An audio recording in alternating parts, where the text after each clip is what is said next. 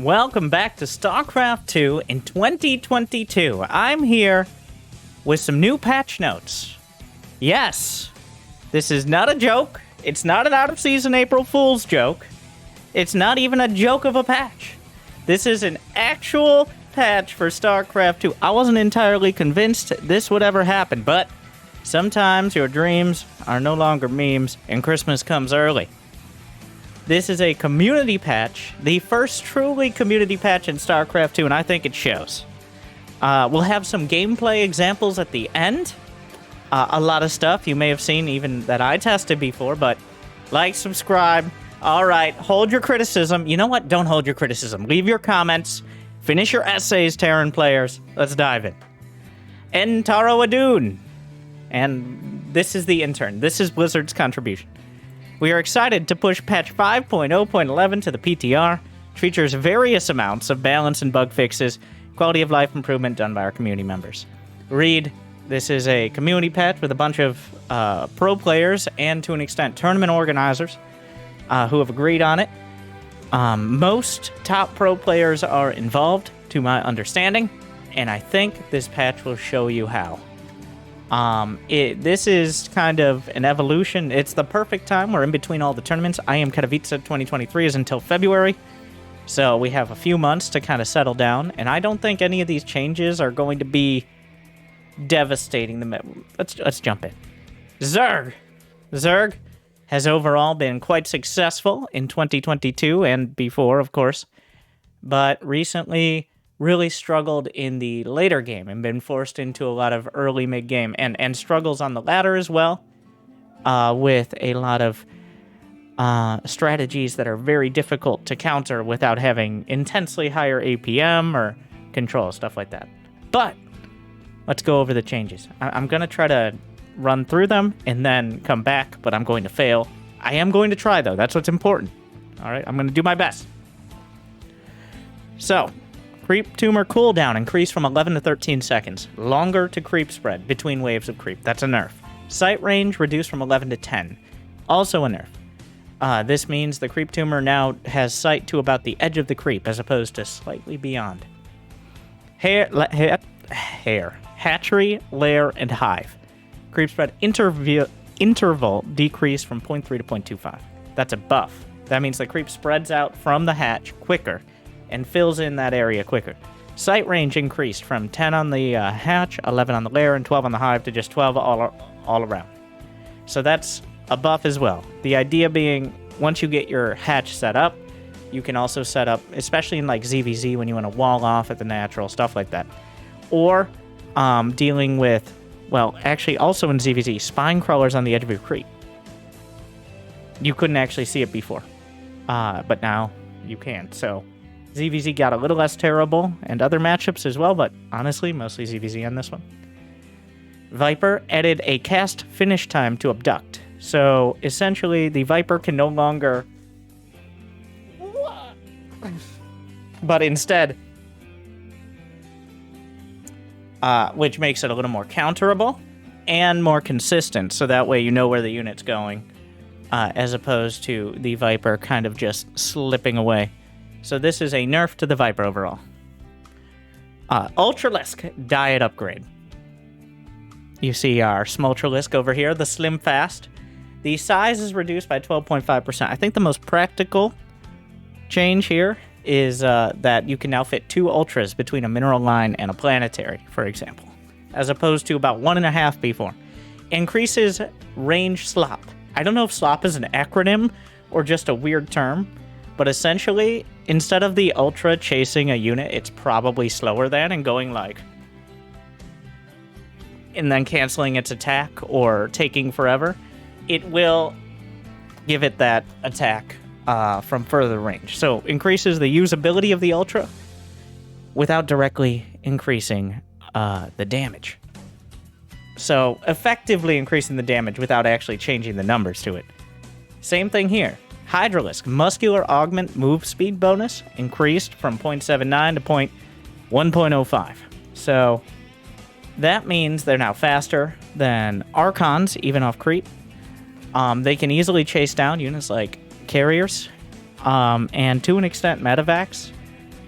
as well as damage point reduced from 0.15 to 0.1. So, damage point is the difference between when you stop moving and when you attack and actually do damage. For example, Marines have an intensely low one because they can just... You know, you've seen it. Hydras, notoriously clunky to use despite kind of their role. This means they can go from moving, which they do now move faster, to attacking significantly faster. This is a significant buff, despite not actually changing the DPS of the Hydra. In a real game, especially at the higher level, Hydra should not be standing still. So this is a big deal, especially combined with some of the other changes. Overall, Lisks up. Huge. These are ironically huge, despite the size decrease. Broodlord move speed increase. Hold. Pretty significant. You can definitely feel it. It's still quite slow. For example, the Hydra now is 4.2 off of creep.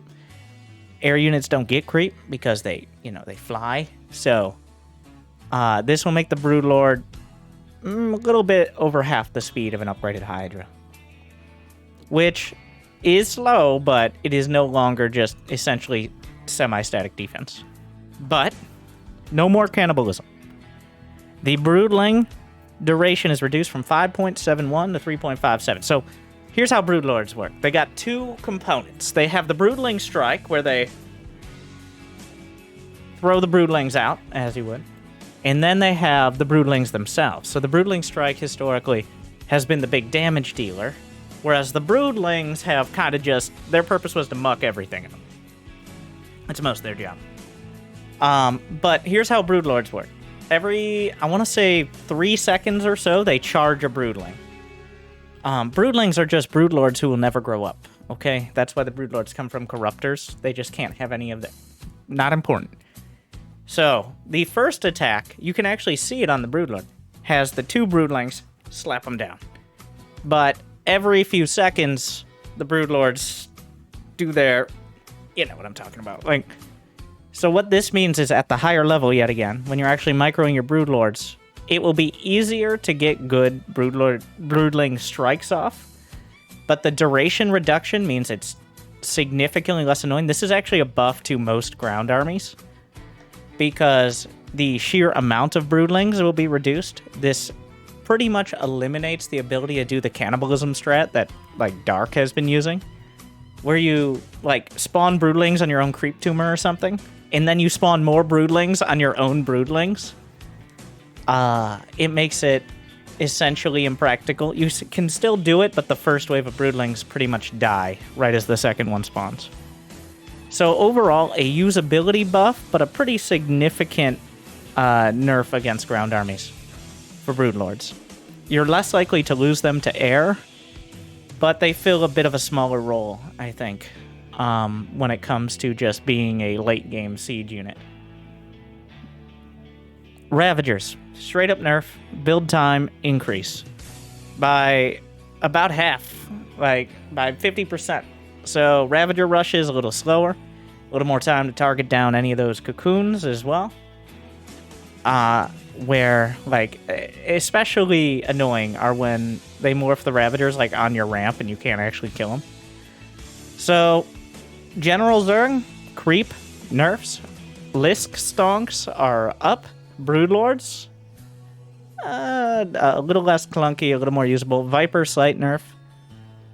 Overall, I would say this is a Zerg mid to late game buff. But we got to look at the full picture. This entire patch needs the full picture, so I'm not going to speculate more until we go over the rest. Protoss, everyone's favorite.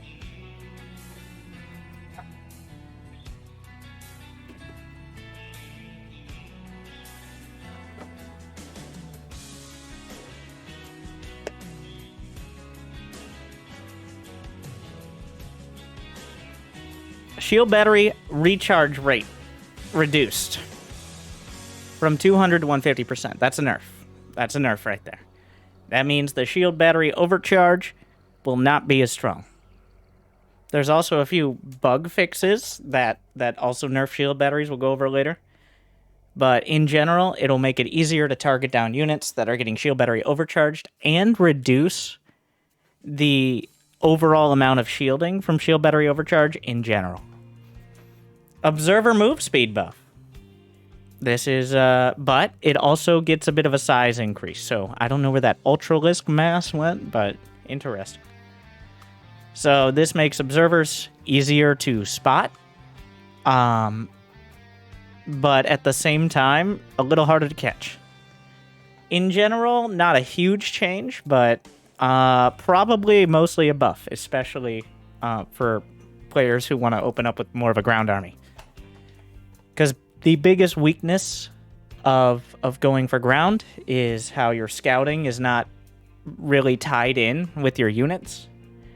With Stargate, you have oracles or even phoenixes, which can pretty actively scout. With Protoss on the ground, you're kind of limited to either hallucination or observers, which were not nearly as reliable. No more House Archons. Speaking of ground armies, part of the weakness was Archons too thick. Okay? Their energy balls just too big. Now they can squeeze through. Apparently, so this, we've already found a few interesting edge cases where Archons can jam themselves into areas they can't get out of. They're still going to have to ask for Step Prism to help them out when they're stuck, but we'll see how that works out. But their collision with buildings is now...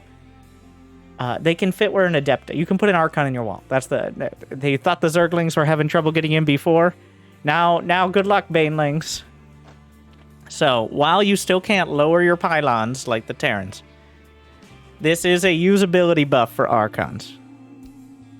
Overall. I think a long time coming.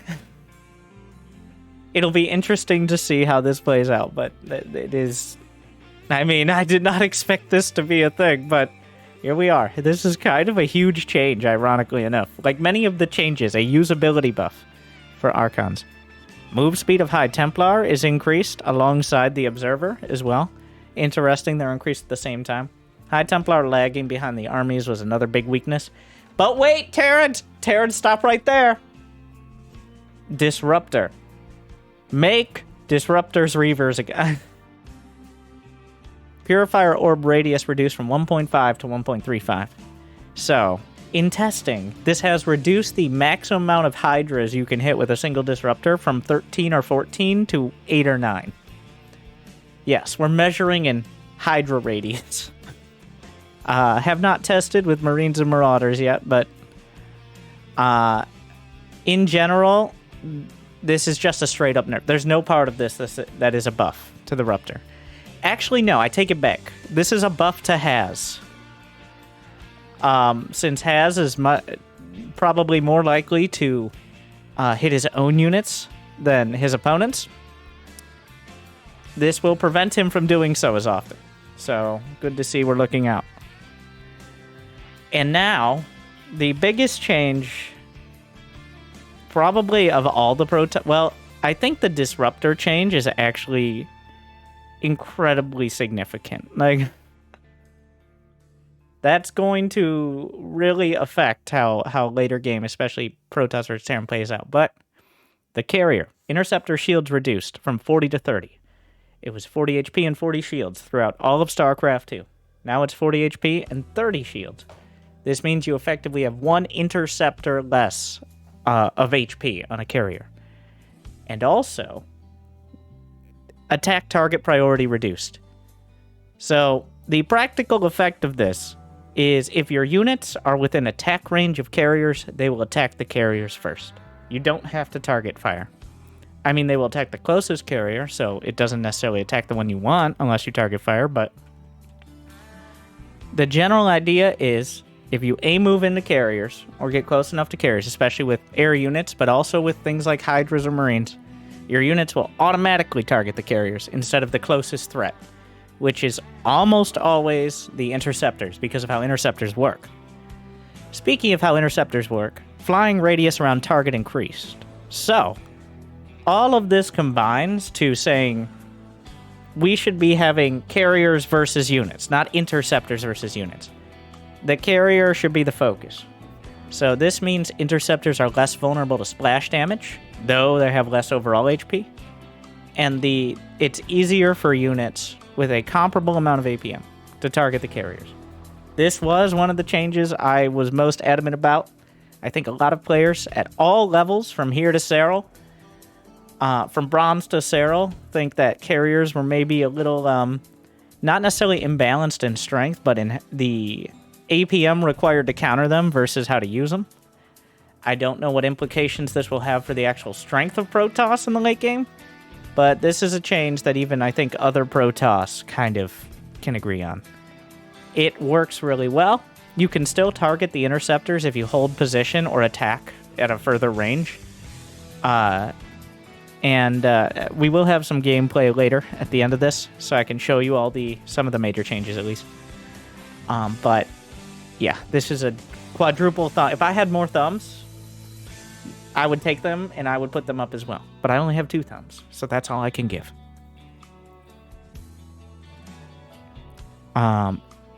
The Sentry, like I said, speaking of ground units and scouting, adding to the running trend of making spellcasters a little more usable, if less oppressive, the Sentry build time reduction. I don't know if that also applies to warp-in time. I didn't test that. I'm going to assume so, but this makes the Sentry a more obvious choice, especially in the early game. It makes it a little easier to have that utility on the ground. Sentries are still 100 gas, which is quite an investment, so it pays off a little bit quicker. The Forge, and now level 1, 2, and 3 upgrade times reduced. On top of the fact they can be chrono boost, this means that Protoss units that use upgrades will get them quicker.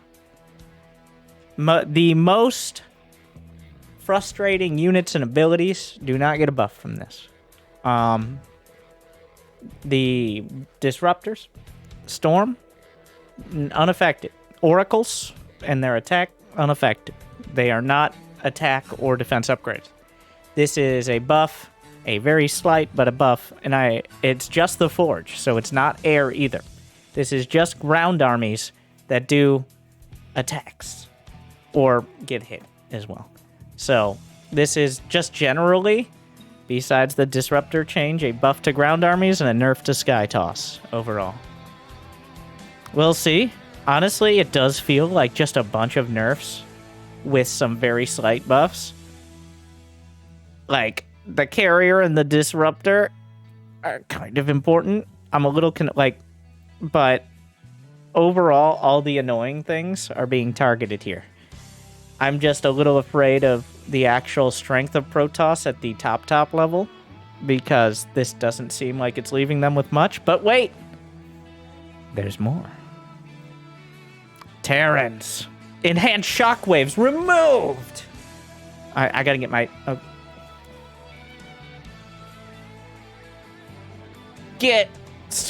But wait, the base EMP is increased in radius.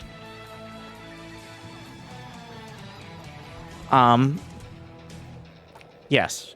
So, EMP out of the box is better, but Enhanced Shockwaves upgraded the radius from, it upgraded it from 1.5 to 2. So the maximum radius is reduced, but the stock radius is increased. So just building goes still going to be good. Just less likely to hit every single Archon. Steady targeting is cancelled if the target moves more than 13.5 range away from the ghost while casting. It technically had this, but it was like 20 range before, which essentially had no practical effect. So, another change, by the way. This is actually relevant to add in here. It's technically a bug fix, but let's see. I'm not sure where it shows up, but steady targeting can now be canceled. Oh. These are in like a random order. Who ordered? This is not an alphabetical order. And Anyways, steady targeting can now be canceled. And you get the energy back. So I think that probably should be changed to at least have a cooldown. But already steady targeting is canceled. The practical effect of this is you can actually run away if you're on creep. We tested it. Units like Banelings, Hydras, and Ultras, especially the newly faster Hydras. On creep, if you're already running away and a ghost locks on at max range, you'll get away. It'll break the lock, even if they have vision. If you're off of creep, you can technically get away with Hydras and Ultras. It's a lot closer. Like, if you're not running the opposite direction already, you probably won't get out of snipe range. Lurkers will also get away on creep. Not as sure off of creep. But essentially, ghosts can no longer guarantee a kill once they lock on. So you do have to be a little closer to the point where you can maybe actually fight. So overall, this is a nerf to the ghost. Like, the actual strength of the late game ghost is nerfed. The strength of the ghost in the mid game, and just a handful of ghosts against Protoss is actually increased. Where the ghost is stronger by having a better EMP, but not by a huge amount. So overall, it's something. The most frustrating part of Ghost was I can never back out of a fight because I'll get shot in the back. Terran's definitely wants to shoot people in the back. Speaking of Banshees, Hyperflight Rotors, Hypershees buffed down to 100 seconds, and the cost reduced. We're putting it on sale, $25.25, one Baneling discount. Cool. So, I mean, a little more practical to use. Still a very easily countered unit. Just overall, I mean, Banshees are a fun unit to watch. They're a fun unit to use. Sure, let's go for it. Like, Cyclone. Clones are back. Ish. So Magfield Accelerator is just a straight up DPS buff. The practical effect is the lock-on goes from 400 damage over 14 seconds to 600, as opposed to 400 versus everything, and then 800 versus armored. This makes it more effective against notable units include Hydras, Zealots, Queens, a lot of air units that are not armored, like Phoenixes,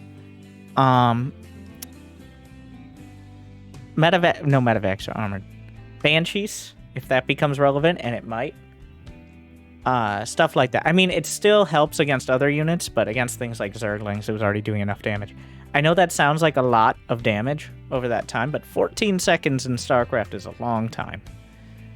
So we'll see how it plays out. But this is the getting shot in the back part. If you aren't getting shot by ghosts, maybe you'll get shot by cyclones. We'll see. Sensor tower range reduced from 30 all the way down to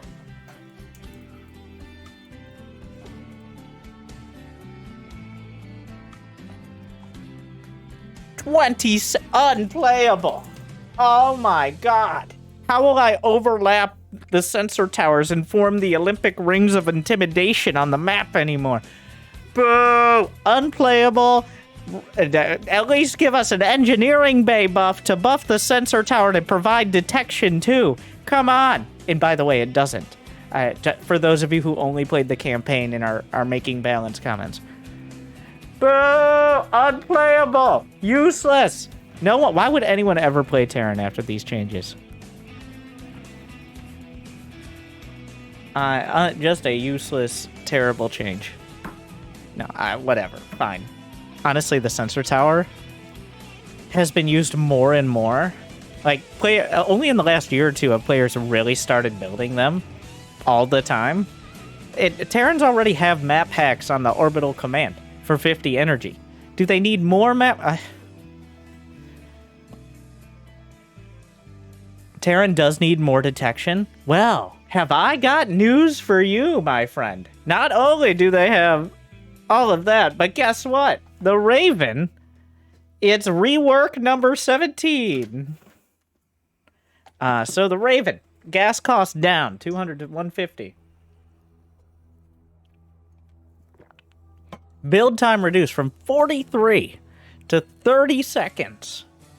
So that is a huge... It is now quicker than Queens to build, which are 36 seconds.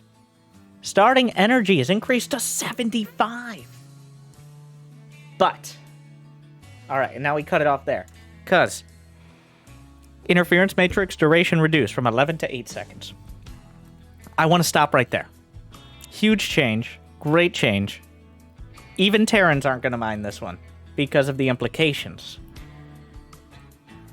Units will no longer walk forward pretending they can attack when they can't. Colossi, siege tanks, Vikings, the units will just stop and act like they'll stop at their attack range and essentially just sit there staring and angrily. That is so much better than walking into death like many units would do.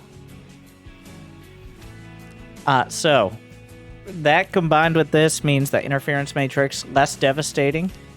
Anti-armor missile, armor reduction, I assume shield reduction, reduced from 3 to 2.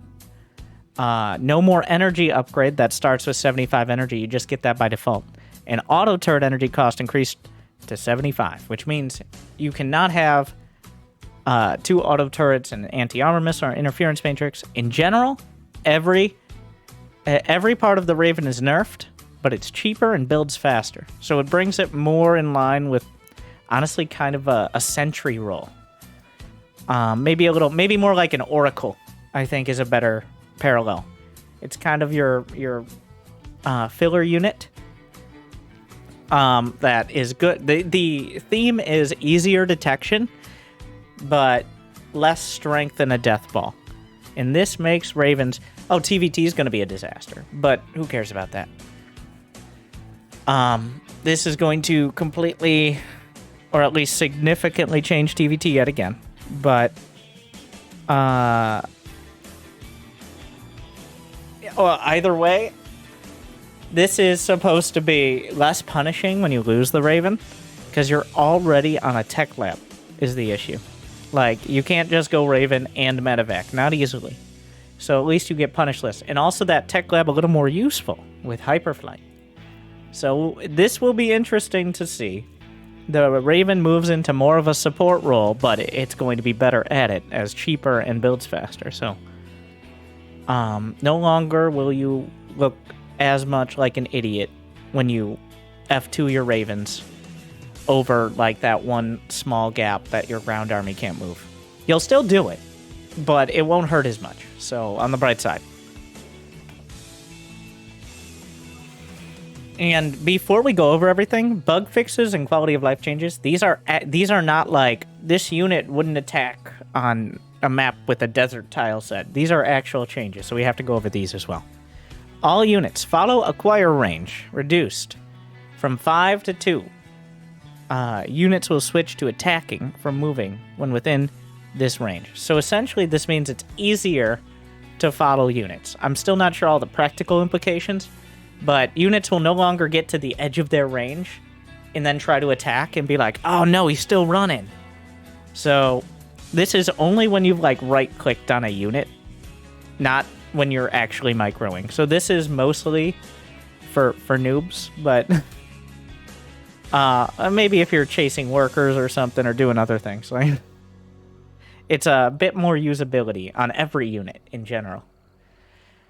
Dark Templar, blink delay reduced from 0.75 to 0.71. So, the practical effect of this is 1 in-game second unit is 0.71. I believe that's what it comes out to, and that's why it's changed. That one is more like a back-end change. But 0.04 seconds means my planetary will die instead of being... No. Factory increases maximum spawn radius by 1. That means twice as many siege tank... No. So, apparently, the area around a factory you needed to be able to pop out a unit a lot of the times means that units couldn't come out of the factory because it was blocked. We've all blocked our own siege tanks. You'll still be able to block your siege tanks. It's just they'll pop out of the factory.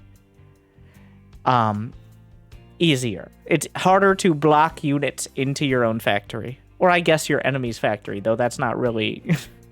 So, this is a buff to me, and mech players in general, in that your units will actually come out of the factory. This is quality of life. It's a rare case, but not nearly never. So, Widowmine buff. Ish. This is actually reduce random burrow and unburrow delay from 0.36 to 0.18. So it actually is not, it's just a change. Every unit in the game, I think besides the battlecruiser now, has a random delay. And that is why units don't all attack at exactly the same time when they're within range. That is why Marines kind of look like they're kind of staggering their fire a little bit, especially like because they all have like a 1 to 5% random delay. It's essentially like a cinematic thing almost. It's less relevant on most units, especially at the high level because you're microing, and it is usually so low that it only really shows when you're just kind of having a long drawn out fight. Yeah, this is why, unlike in some other games where your units might, like, I don't know, draw their bows and fire all in perfect sync, like they're in an English hive mind or something, the random delay, the tiny random delay, is what makes the units look like they're actual human beings, or Zerg beings, or whatever beings. But with the Widowmine and its unburrowing, that is why it sometimes feels weird. I didn't even realize this, but this is fixing that.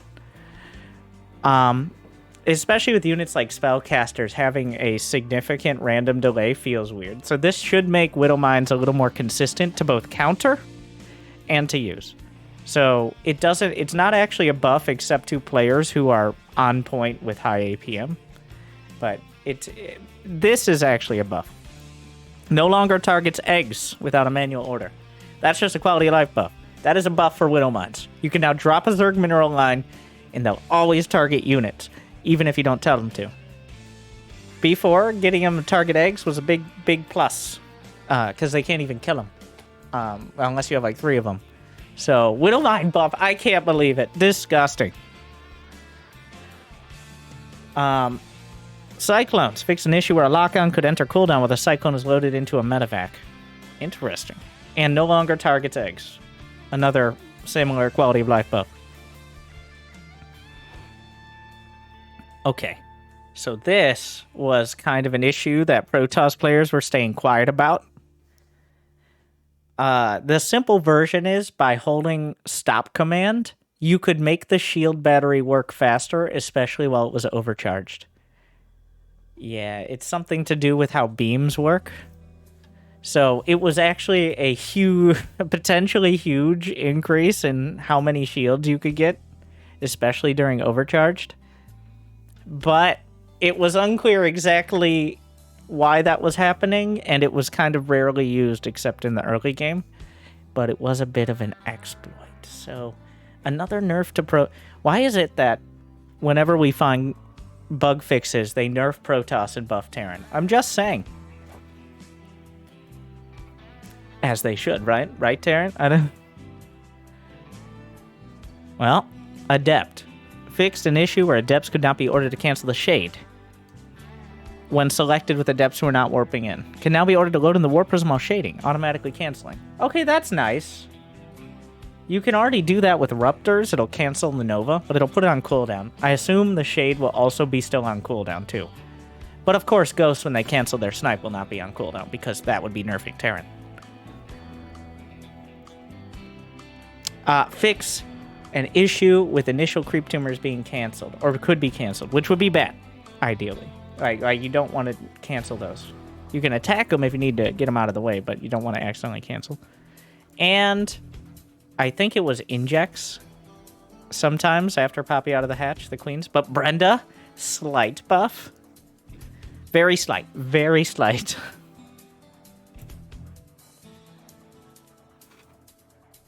Lurkers. Attacks will no longer be able to be blocked by certain low-ground terrain features. They can't even be blocked by open space. So, wait, that worked? Oh my god. Fixed an issue where mules could be targeting refineries close to command centers. It didn't actually work on it. We tested in the beta for like 2 weeks. Mules on gas, and it broke everything. It already kind of breaks everything. Just to have mules in general. They've been nerfed a bunch of times, but I think it was just they bugged out, not that they actually mined from it. Fixed an issue where Hydras would attack faster at melee range. Well, looks like Fear Dragon gonna have to update those fun facts. Because technically, when Roaches and Hydras and Queens, they have I don't think Queens have a melee animation. They have a melee animation. The upgrades are still ranged attack, but the edge case here is that, well, Hydras attack slightly faster in melee. And also the Guardian Shield ability, which reduces range damage within the radius from the sentry, would not work against melee Roaches and Hydras. And I think that's still the case in this. But no longer is peak Hydra DPS desperately running away from charge lots. So, Stasis Ward. I do like how we've delineated, or we've split between quality of life and balance changes. Honestly, you could call this a balance change, but it's still kind of very small. So, attack target priority increased from 10 to 20, which means your army will no longer attack the cannon behind the stasis, walking into the stasis. It will attack the stasis, assuming you have detection, obviously. So that's actually why I say this could be a balance change. Like, stasis no longer being ignored unless it's the only thing or it's target fired. So that's kind of bringing it in line with the interceptor change as well.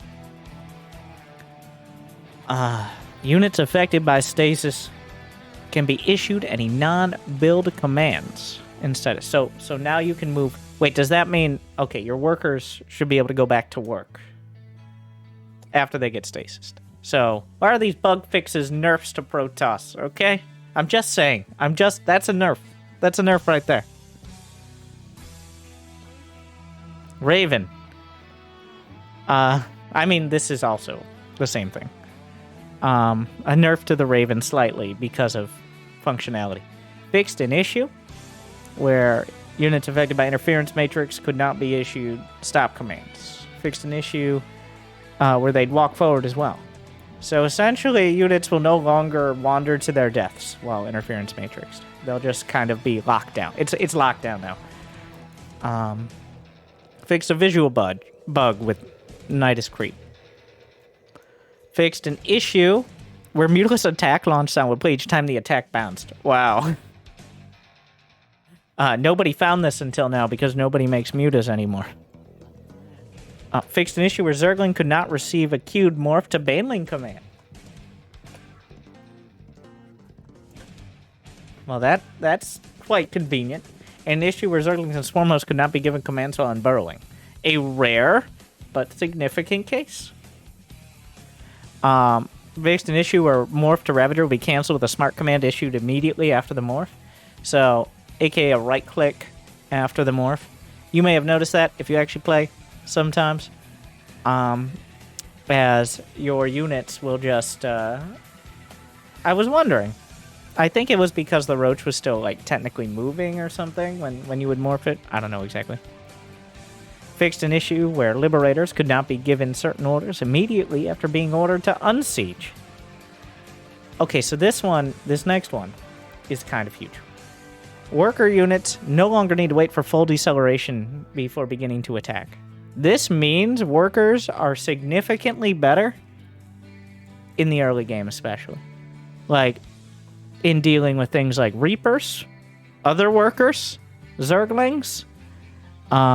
Like, you will be able to start attacking. It makes them significantly more usable, especially for just 1 or 2 attacks. It's still not going to stop people from blocking your hatcheries, but it's also a buff to killing. Like, this is actually a nerf to Terran. The biggest thing here is a nerf to Terran. Because now, proxy Rex, whether Reaper or Marine, it is pretty significantly easier to get damage onto those units, as well as targeting SCVs building buildings. So, it is a little less relevant, but still relevant against Protoss with like early probes and cannon rush and stuff, but the real practical effect is on being able to actually counter army units. Because like you still need to accelerate again after attacking, but you no longer need to wait. Essentially what they do is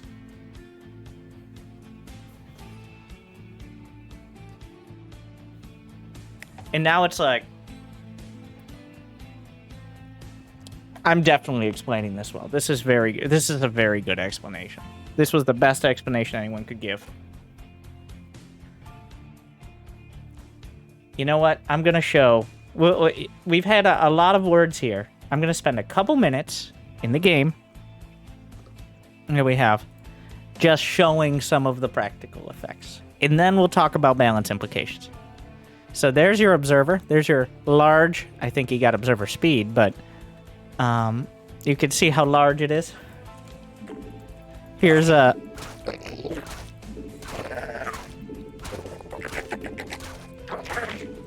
workers attacking.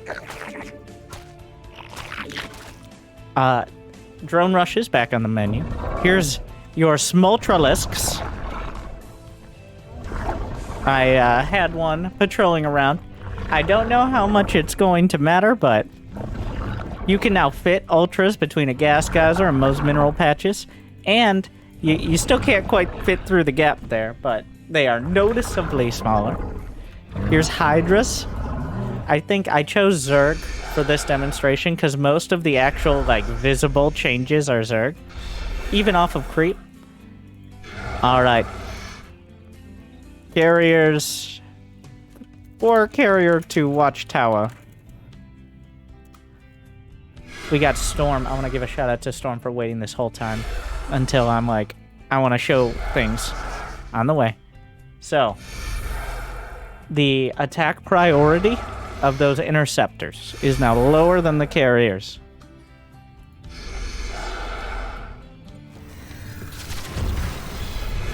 All right. So if you just A move, I'm going to right click and then A move.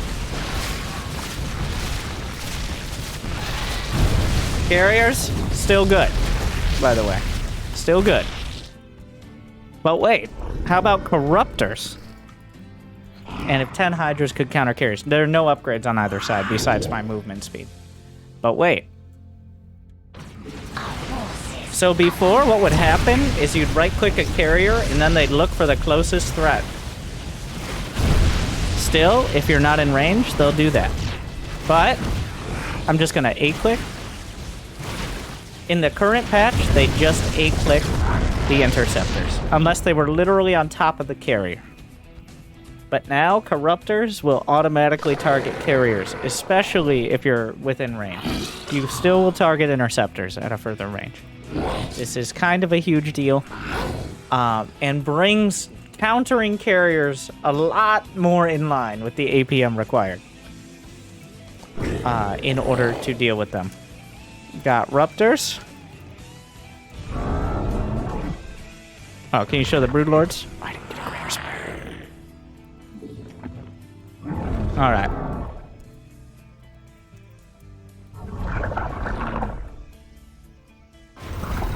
I don't think this is the best here. I'm gonna make a few roaches to show it. I think that's gonna be the best example.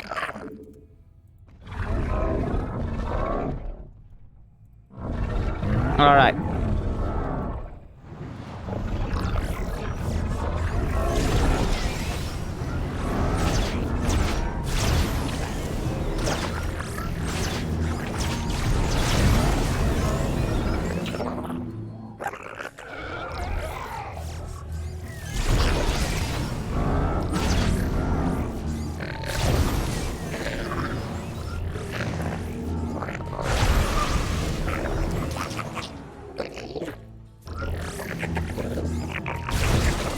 still capable of getting kills, but definitely a lot less space to work with.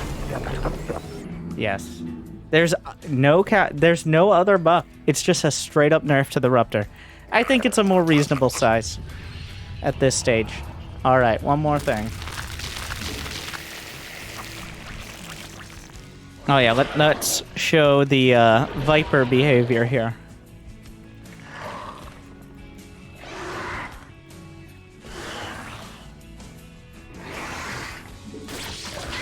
So before, if you ever watch any ZVZ will be interesting, but the Viper is essentially, while it's abducting, locked down. It cannot move. It's kind of like Ghost with Snipe in that. You know, I think that's kind of the inspiration. So instead of being able to be actively moving away, the Viper remains vulnerable there. And here you go. The Broodlords.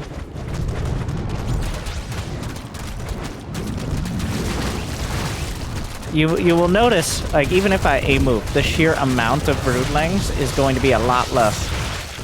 He's got some archive. Oh, he jammed. So this is a bug we found. He managed to jam. Oh my god, the Omega Cons. He managed. So because the units don't. Oh wait, the Broodlords fixed it. So because units have Wow. Just need help from Step Lords. So the Broodlords actually reactivated the collision. They were stuck in between the buildings. This is an interesting case. Broodlords feel a lot better. They feel a lot... Make StarCraft Brood War again. It feels a lot more usable. All these changes, this is what happens when you clearly let players make a patch. Our forces are under attack. Yes, a few things are going to need some bug fixing.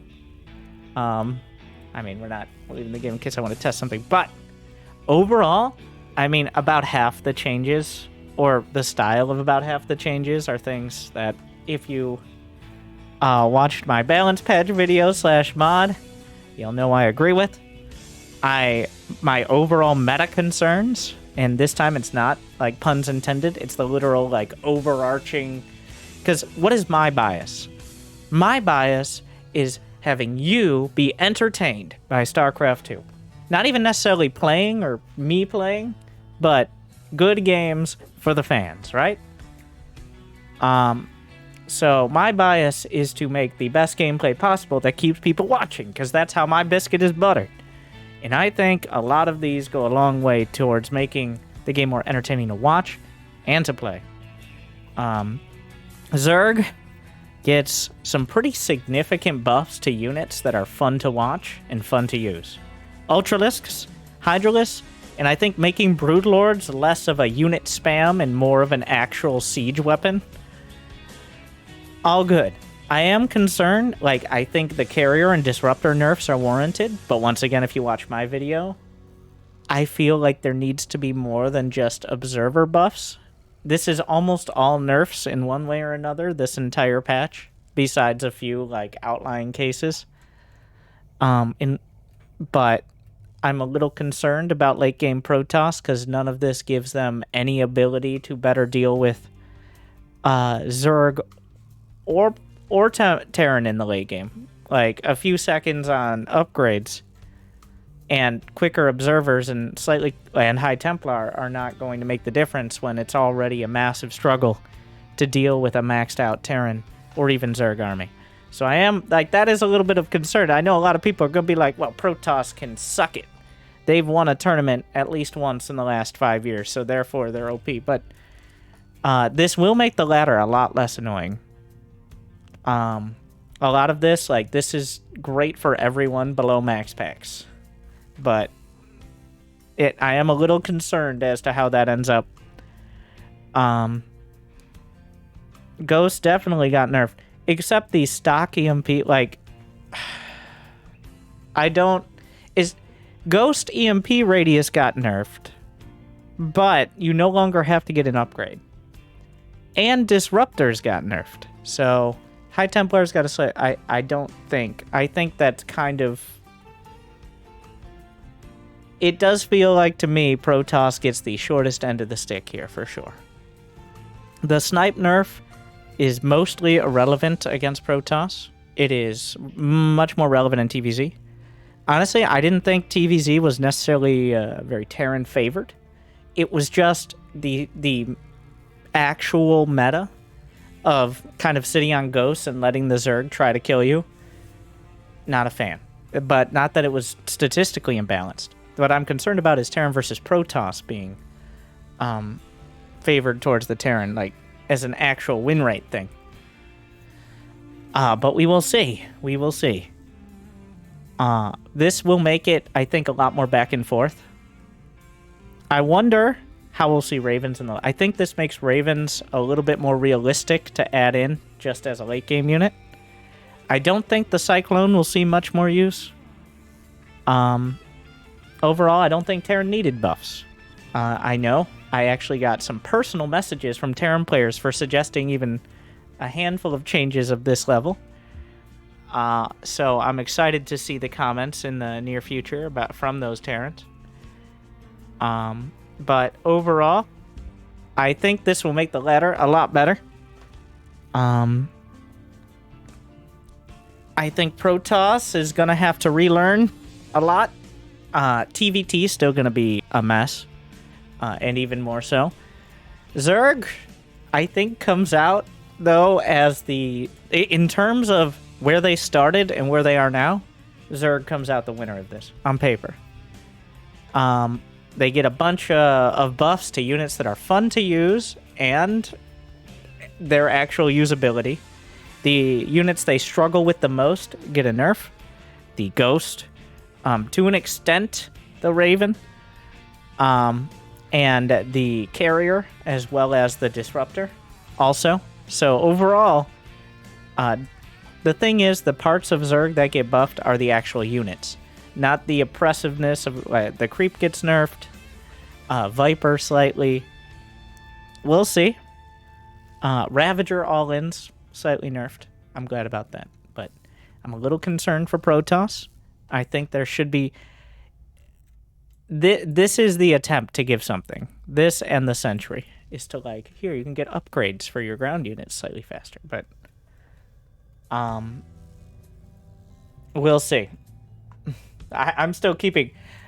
what I expect is... What my suggestion was adding a Stalker range upgrade in the late game, like on the Templar Archives. So that way they could actually fight instead of die horribly to everything. We'll see. I assume that was rejected out of hand because it is quite a significant change and not the style of this patch at all. Almost everything is a slight adjustment or a nerf, which I agree with all of it. I think it's great. This is going to inspire me to play a lot more ladder, especially as Zerg, which has been a real struggle lately. Because of many of the units that get a strong look here. Overall, it's great. At the top level, which I'm not, I'm only here to watch, we'll see. But I'm excited for all the new clickbait, all the new, oh my god, this build, oh my god, that build, oh my god, this build, and using one unit that happens to work in one game and making it work. Like, anything. But this is the kind of patch that truly a definition of better late than never. As 12 and a half years in the StarCraft 2, people are still getting better. The game is still great and only getting better. And there are still people who know what they're talking about and care enough to put the effort in. So, with all that said, I hope this was comprehensive. I hope it was entertaining. I hope it was inspirational. And I hope you enjoyed. I hope I made your day a little bit better, and I hope this makes the game a lot bit better. I think it will, and I think there's never been a better time to get back into it. Thank you for watching. Good luck, have fun. Argue in the comments. Stay chill.